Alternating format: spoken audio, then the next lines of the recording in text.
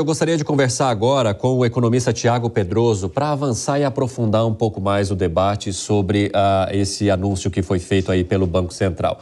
Pedroso, seja muito bem-vindo. É um prazer falar contigo aqui no Jornal Jovem Pan, recebê-lo aqui. Primeiro, eu gostaria de entender se, além dessa redução que a gente acompanha agora para o crédito consignado, para pensionistas do INSS, quais são as outras questões que vão começar a aparecer no nosso dia a dia com esse 0,5 ponto percentual de redução pelo Comitê Monetário do Banco Central? Boa noite.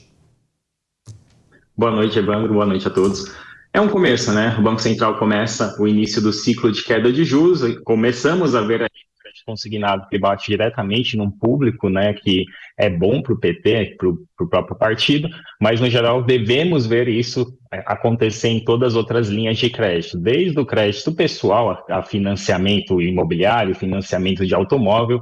Então, esse é um movimento que deve ajudar a economia de forma relevante a médio prazo.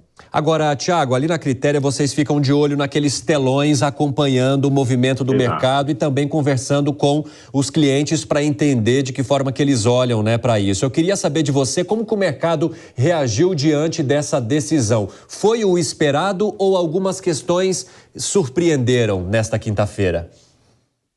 Essa decisão do Copom foi até interessante, né? Tinha uma divergência ali do que os economistas, gestoras e bancos principalmente estavam esperando e o que o mercado esperava. Quando você olha a curva de juros, o mercado estava precificando que ocorreria uma queda de 0,5%. Mas os bancos, os economistas estavam precificando, colocando a probabilidade seria de 0,25%. Então não foi uma surpresa para o mercado, 0,5% de queda, né? E aconteceu a famosa frase que a gente sempre repete aqui no mercado, que é sobe do boato e cai no fato. Hoje a Bolsa realizou, vimos ali um movimento de queda, isso refletiu nos ativos, principalmente ligados ao mercado doméstico, que vinham subindo forte, os ativos que se beneficiam diretamente da queda de juros, hoje sofreram uma correção.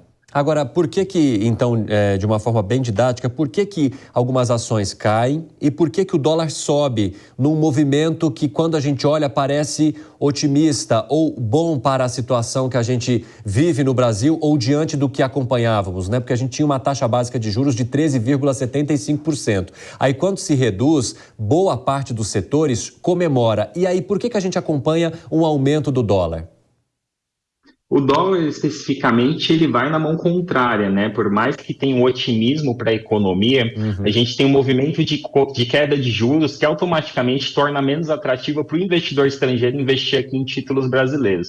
Então, o que acontece nós estamos no início do ciclo de queda de juros, esse é um começo, 0,5%, não é muita coisa, mas o mercado já começa a projetar que esse ciclo vai terminar em 9% no final do ano que vem. Isso já é relevante, a gente já teria uma queda de juros para o patamar menor, de um dígito apenas, e começa a ficar menos atrativo para o investidor estrangeiro investir em títulos públicos brasileiros, principalmente renda fixa. E aí, no jargão do mercado aqui, o que a gente chama de carry trade, né? Literalmente, o investidor ele pega o dinheiro lá fora emprestado a uma taxa de juros baixa, investe no Brasil uma taxa de juros muito maior. Quando você começa a diminuir esse diferencial, o investidor tem menos interesse de fazer esse movimento e com menos entrada de fluxo de dólar, automaticamente nós teremos ali uma alta do dólar. Esse movimento inicial é apenas um movimento especulativo, né? O Brasil tem outros motivos para o dólar ter caído recentemente, como, por exemplo, a balança comercial, que foi super puxada ali pelo setor agro, que vem trazendo superávit incrível para a balança. Então, nós temos outros motivos para justificar o movimento do dólar em queda. Então, não acreditamos que especificamente esse movimento de juros vai mudar a tendência do dólar, mas no curto prazo é um ponto de inflexão aqui.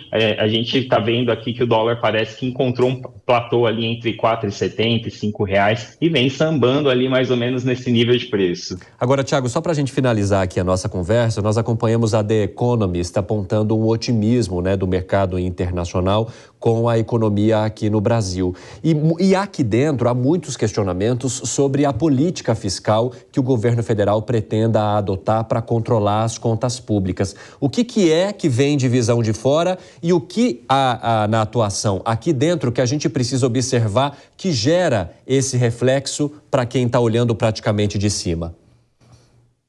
Ótimo. A The Economist, ela tem uma história antiga com o Brasil, né? Lá em 2009, ela colocou lá o Cristo Redentor num foguetinho voando e a gente teve um Sim, período ruim. é, Depois, em 2013 para 2014, foi o inverso, né? O tem Cristo razão. Redentor caindo e veio o impeachment e tivemos um período positivo no mercado.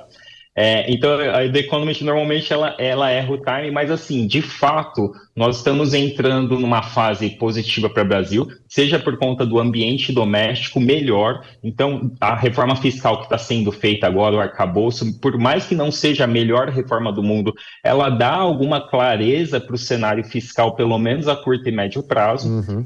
E do campo externo, nós temos um movimento positivo para países emergentes. O Brasil hoje tem superávit exatamente porque o preço de commodity está relativamente alto e deve permanecer assim. Não tem perspectiva de queda de forma relevante do preço de commodity, tanto agrícola como petróleo, minério.